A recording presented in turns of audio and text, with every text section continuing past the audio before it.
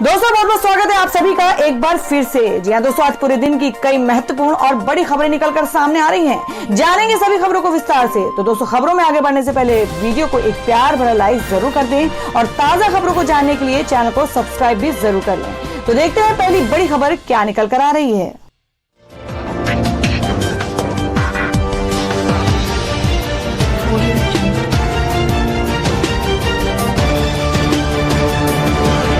दोस्तों आज की पहली बड़ी खबर बता दें कि पप्पू यादव होंगे पीडीए से सीएम पद के उम्मीदवार, मधेपुरा से लड़ेंगे चुनाव। जी हम बात कर रहे हैं कि बिहार में विधानसभा चुनाव का खुमार नेताओं और यहां की जनता के सिर चढ़कर बोलने लगा है। राज्य में पहले चरण का मतदान 28 अक्टूबर को होना है। इसके पहले बिहार विधानसभा चुनाव में इस बार मुख्यमंत्री के चेहरे की बाढ़ आ गई है और नीतीश कुमार, तेजस्वी यादव और उपेंद्र कुशवाहा के बाद अब प्रोग्रेसिव डेमोक्रेटिक अलायंस ने जन अधिकार पार्टी के संरक्षक और पूर्व सांसद पप्पू यादव को अपने गठबंधन का मुख्यमंत्री उम्मीदवार घोषित किया है। और साथ ही इस बात की भी घोषणा हुई है कि पप्पू यादव इस बार मधेपुरा विधानसभा सीट से चुनाव लड़ेंगे। प्रोग्रेसिव डेमोक्रेटिक अलायंस में पप्पू यादव की जन अधिकार पार्टी के साथ साथ चंद्रशेखर आजाद रावण की आजाद समाज पार्टी शामिल है। आजाद समाज पार्टी के अध्यक्ष चंद्रशेखर आजाद ने कहा कि पप्पू यादव की कार्यशैली जनता के पक्ष में है। मुझे उम्मीद है कि बिहार की जनता इस बार हमारे गठबंधन को मौका देगी। और हमें अगली खबर बता दें कि आरजेडी सुप्रीमो लालू यादव के छोटे लाल तेजस्वी समेत इतने प्रत्याशियों ने अब तक भरा है पर्चा। जी आपको बता दें कि बिहार विधानसभा चुनाव के दूसरे चरण के लिए राजद नेता तेजस्वी यादव सहित अब तक कुल 340 उम्मीदवारों ने पर्चा भरा है और वहीं तीसरे चरण के लिए अभी तक 19 लोगों ने नामांकन भरा है। राज्य में कुल 243 सीटों के लिए 3 चरणों में चुनाव होने हैं। पहले चरण में 71 सीटों पर 28 अक्टूबर को, दूसरे चरण में 94 सीटों पर 3 नवंबर को और तीसरे चरण में 78 सीटों पर 7 नवंबर को मतदान होना है। मुख्य निर्वाचन पदाधिकारी कार्यालय से प्राप्त जानकारी के मुताबिक पहले चरण का नामांकन पूरा हो चुका है और कुल 1066 अभ्यर्थी मैदान में हैं। दूसरे तथा तीसरे चरण के लिए नामांकन जारी है। और हमें बता दें कि माफिया डॉन अंसारी की भाभी को हाई कोर्ट से राहत, एलडीए को मकान ढहाने से रोका। जी हम बात करें कि जेल में बंद माफिया डॉन मुख्तार अंसारी की भाभी फरहत अंसारी के लखनऊ के डालीबाग स्थित मकान को ढहाने पर हाई कोर्ट ने रोक लगा दी है। बीते 29 सितंबर को लखनऊ विकास प्राधिकरण एलडीए के वीसी की ओर से इसके ध्वस्तीकरण ढहाने के आदेश जारी किए गए थे। वीसी ने फरहत अंसारी के मकान के नक्शे और परमिट को निरस्त यानी रद्द कर दिया था, जिसके बाद फरहत ने वीसी के आदेश को इलाहाबाद हाईकोर्ट की लखनऊ बेंच में चुनौती दी थी और साथ ही दूसरी याचिका के कारण बताओ नोटिस और गाटा संख्या 93 को निष्क्रंत संपत्ति घोषित किए जाने के एसडीएम सदर के 14 अगस्त के आदेश को भी चुनौती दी गई थी।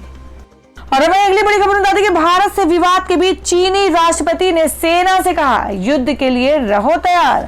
जी हां आपको बता दें कि भारत और चीन के बीच सीमा विवाद पिछले 6 महीने से लगातार चल रहा है। जून में गलवान घाटी की घटना के बाद भारत ने इसे लेकर बेहद सख्त रुख अख्तियार किया। अब खबरें आ रही हैं कि चीनी राष्ट्रपति शी जिनपिंग ने अपने देश की सेना से युद्ध के लिए तैयार रहने को कहा है। CNN पर प्रकाशित एक रिपोर्ट में कहा गया है कि मिलिट्री बेस पर दौरे के दौरान चीनी राष्ट्रपति ने सैनिकों से कहा है कि अपना दिमाग और ऊर्जा युद्ध की तैयारी में लगाओ। CNN ने यह रिपोर्ट चीन की सरकारी न्यूज एजेंसी शिनहुआ के हवाले से दी है। रिपोर्ट के मुताबिक चीनी राष्ट्रपति ने सैनिकों से हाई अलर्ट मोड में रहने के लिए कहा है। साथ ही उन्होंने सैनिकों को पूर्णतः भरोसेमंद रहने की ताकीद भी की है। चीनी राष्ट्रपति को लेकर यह खबर ऐसे समय में आई है जब भारत और चीन के सैन्य अधिकारियों के बीच 7वें दौर की वार्ता समाप्त हुई है। दोनों देशों की तरफ से जारी की गई एक संयुक्त प्रेस विज्ञप्ति में कहा गया है कि वो बातचीत से सीमा विवाद सुलझाने के पक्षधर हैं। साथ ही दोनों देशों ने यह भी कहा है कि विवाद सुलझाने के लिए बातचीत लगातार जारी रहेगी। और अब बता दें कि शरद यादव की बेटी सुभाषिनी और दिग्गज नेता काली पांडे कांग्रेस में हुए शामिल। जी हम बात करें कि बिहार विधानसभा चुनाव से पहले नेताओं का दल बदल का सिलसिला जारी है। इसी क्रम में कल दिग्गज राजनेता शरद यादव की बेटी सुभाषिनी यादव ने कांग्रेस पार्टी की सदस्यता ग्रहण की।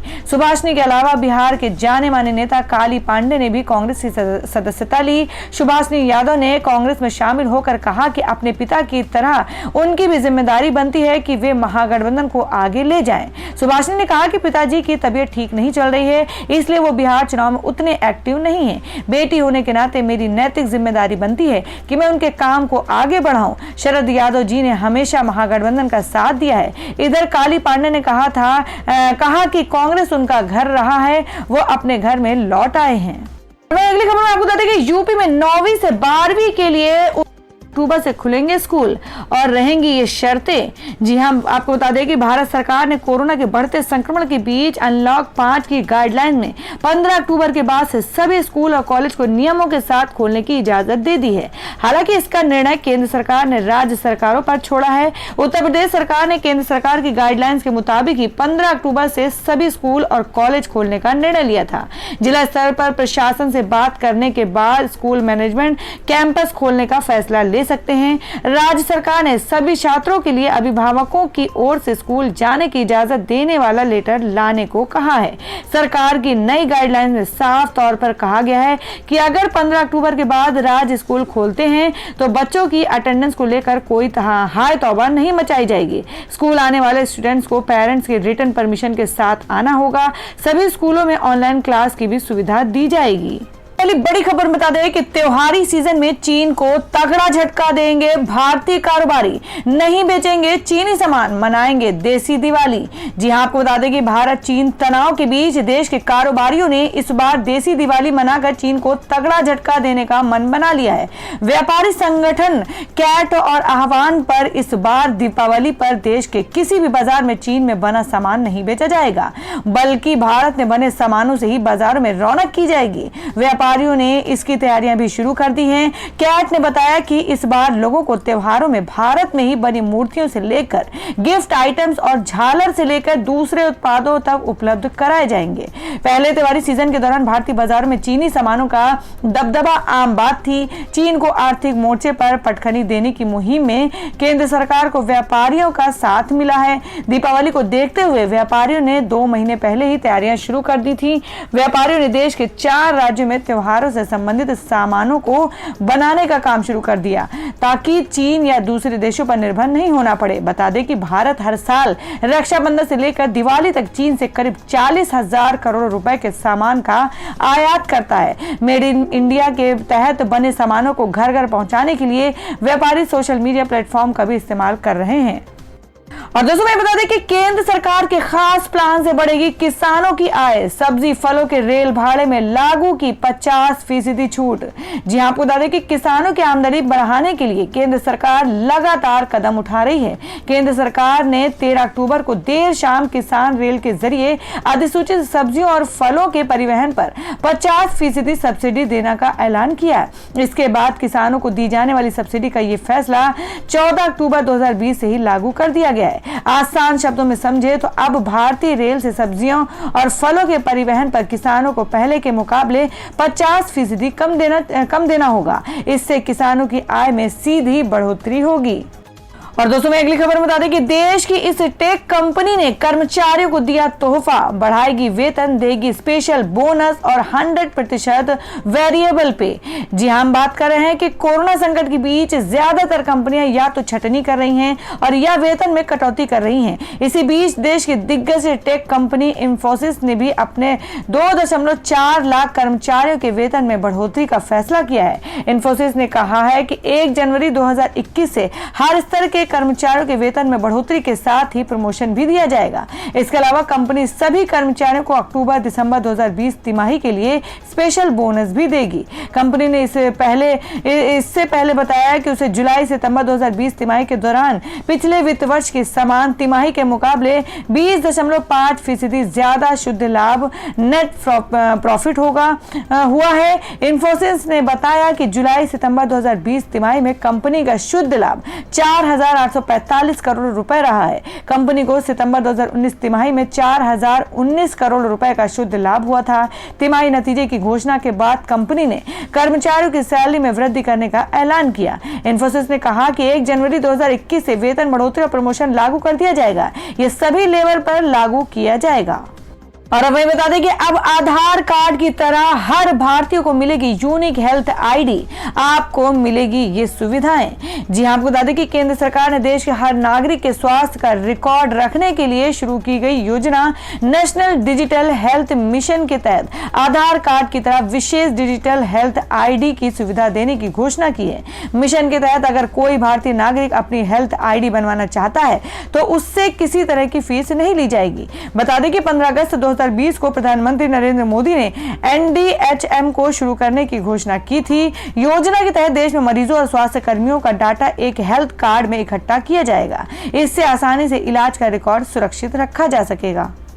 तो दोस्तों, खबरों में आगे बढ़ने से पहले एक बार फिर से आपको याद दिला दें कि अगर आपने अभी तक हमारी वीडियो को लाइक नहीं किया तो जल्दी से वीडियो को लाइक कर दें, क्योंकि आपका एक लाइक हमारे लिए बहुत ही महत्वपूर्ण है। और अगर आप हमारे चैनल पर नए हैं तो चैनल को जरूर सब्सक्राइब कर लें और बेल के बटन को भी जरूर हिट कर दें। और हमारी पूरी न्यूज को जानने के लिए वीडियो को लास्ट तक जरूर देखें। बढ़ते अगली खबर की ओर। और बता दें कि दालों की बढ़ती कीमतों को काबू में करने के लिए एक्शन में आई सरकार और उठाया ये बड़ा कदम।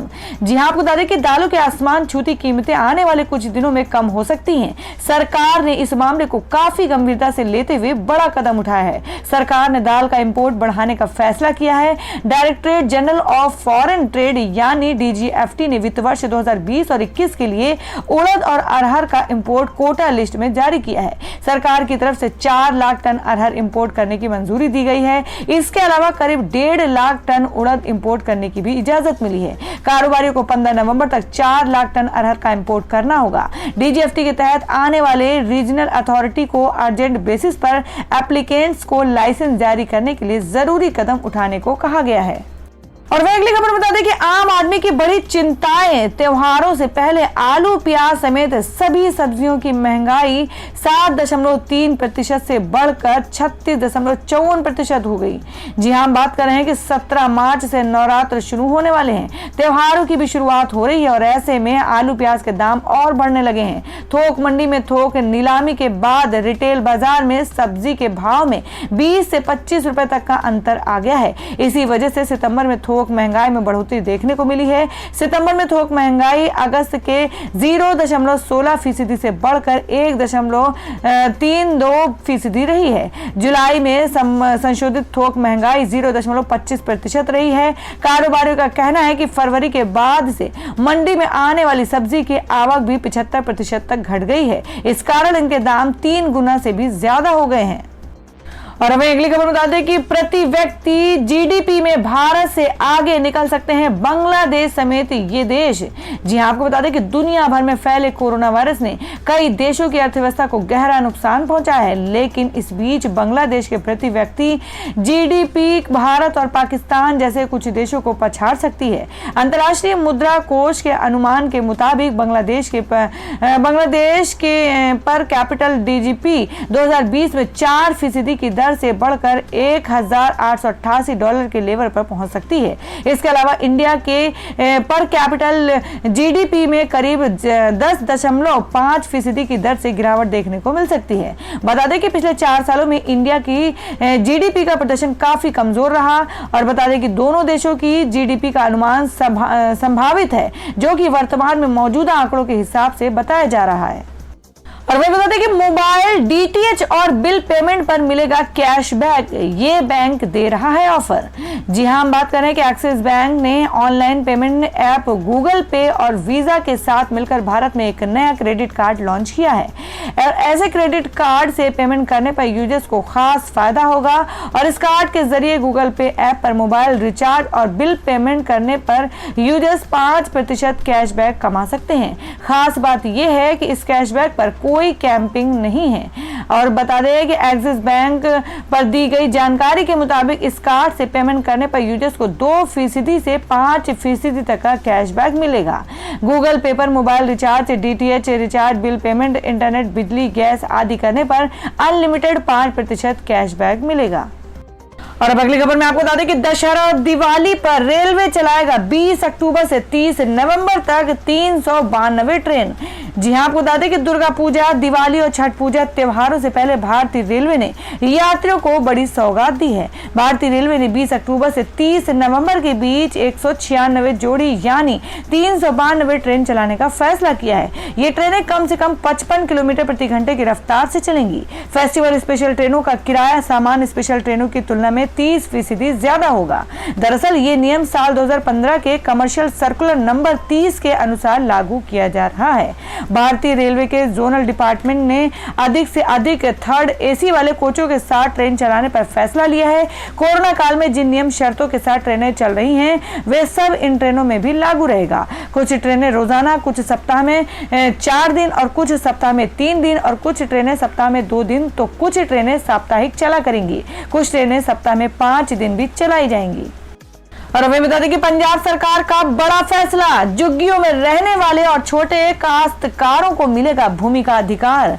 जी हां, आपको बता दें कि पंजाब में झुग्गियों में रहने वाले और विरासत में मिले जमीन के छोटे टुकड़ों पर गुजारा करने वाले लोग अब भूमि स्वामित्व अधिकार के योग्य होंगे। मुख्यमंत्री अमरिंदर सिंह की अध्यक्षता में बुधवार को हुई राज्य मंत्रिमंडल की बैठक में पंजाब झुग्गीवासी मालिकाना अधिकार अधिनियम 2020 को अधिसूचित करने को मंजूरी दी गई है ताकि झुग्गीवासियों को जमीन का मालिकाना हक मिल सके और उनके लिए मूलभूत सुविधाएं सुनिश्चित की जा सके। और अब अगली खबर में आपको बता दें कि कोरोना की चपेट में आए मुलायम सिंह यादव, पत्नी की रिपोर्ट भी आई पॉजिटिव। जी हम बात कर रहे हैं कि समाजवादी पार्टी के संस्थापक मुलायम सिंह यादव कोरोना वायरस की चपेट में आ गए हैं। बुधवार को उनकी कोरोना टेस्ट रिपोर्ट पॉजिटिव आई है। इसके बाद उन्हें गुरुग्राम के मेदांता अस्पताल में भर्ती कराया गया है। फिलहाल उनमें कोरोना के एक भी लक्षण नहीं है, जबकि डॉक्टरों की एक टीम उनकी सेहत पर लगातार नजर रखे हुए है। इसके अलावा उनकी पत्नी साधना की भी कोरोना रिपोर्ट पॉजिटिव है। नेताजी के कोरोना पॉजिटिव आने की जानकारी समाजवादी पार्टी ने अपने ट्विटर हैंडल से दी है। आपको बता दें कि समाजवादी पार्टी के सुप्रीमो मुलायम सिंह यादव 80 साल के हैं। वे इस समय उत्तर प्रदेश की मैनपुरी लोकसभा सीट से सांसद हैं। हालांकि खराब सेहत की वजह से वे पिछले काफी समय से राजनीति में ज्यादा सक्रिय नहीं हैं। यही नहीं, नेताजी 3 बार उत्तर प्रदेश के मुख्यमंत्री रह चुके हैं, जबकि 2012 में बहुमत मिलने के बाद मुलायम सिंह यादव ने अपने बेटे अखिलेश यादव को यूपी का मुख्यमंत्री बनाया था। और हमें अगली खबर में आपको बता दें कि बिग बास्केट में टाटा ग्रुप खरीद सकता है 20% हिस्सेदारी, साथ ही बोर्ड में 2 सीट भी ले सकता है। रिटेल डिलीवरी में भी होगी पहुंच। जी आपको बता दें कि बिग बास्केट में टाटा ग्रुप 20% हिस्सेदारी खरीद सकता है। इसके साथ ही वह बिग बास्केट के बोर्ड में 2 सीट ले सकता है। Online grocery unicorn big basket में ये डील इस महीने के अंत तक पूरी होने की उम्मीद है। अगर ये डील हो जाती है तो जियो मार्ट और अमेजोन को टक्कर मिलेगी। सूत्रों के मुताबिक कॉफी से कार बनाने वाला टाटा ग्रुप बिग बास्केट के साथ बात कर रहा है। बिग बास्केट मूल रूप से चीन के अलीबाबा ग्रुप द्वारा सपोर्टेड है। कोविड-19 में इसने ग्राहकों के साथ अच्छी खासी डील की है। रोजाना की जरूरत की सामानों की डिलीवरी ग्राहकों को की है। और वहीं अगली खबर में आपको बता दें कि रजनीकांत ने हाई कोर्ट में याचिका दाखिल की। अदालत ने कहा, हमारा वक्त बर्बाद करने की बजाय म्युनिसिपल कॉर्पोरेशन को रिमाइंडर भेजिए। जी हां, आपको बता दें कि सुपरस्टार रजनीकांत ने प्रॉपर्टी टैक्स को लेकर ग्रेटर चेन्नई कॉर्पोरेशन के खिलाफ मद्रास हाई कोर्ट में याचिका लगाई थी, जिस पर बुधवार को सुनवाई हुई। इस दौरान कोर्ट में रजनीकांत को शर्मिंदगी का सामना भी करना पड़ा। कोर्ट ने उन्हें उनका समय बर्बाद करने के लिए फटकार लगाई। ग्रेटर चेन्नई कॉर्पोरेशन ने नोटिस भेजकर रजनीकांत को मैरिज हॉल श्री राघवेंद्र कल्याण मंडपम का 6.5 लाख रुपए का प्रॉपर्टी टैक्स जमा करने के लिए कहा था। रजनीकांत ने इस मांग को अनुचित बताया था। उन्होंने अपनी याचिका में लिखा था कि कोरोना महामारी और लॉकडाउन के चलते 24 मार्च से उनका मैरिज हॉल बंद है। ऐसे में जब कोई कमाई ही नहीं हुई तो टैक्स किस बात का मांगा जा रहा है। रजनीकांत ने यह दावा किया था कि इस बारे में उन्होंने म्युनिसिपल कॉर्पोरेशन में आवेदन भी दिया था, जिसका कोई जवाब नहीं मिला। तो दोस्तों, ये थी अब तक की सभी बड़ी खबरों की अपडेट्स। टुडे ब्रेकिंग न्यूज और लेटेस्ट खबरों को देखने के लिए हमारे चैनल को सब्सक्राइब जरूर कर लें। वीडियो को लाइक और शेयर भी जरूर कर दें अपने दोस्तों और रिलेटिव्स के साथ। तो दोस्तों, फिर मिलेंगे काम की खबरों और सरकारी योजनाओं की एक और नई वीडियो के साथ। तब तक के लिए धन्यवाद दोस्तों।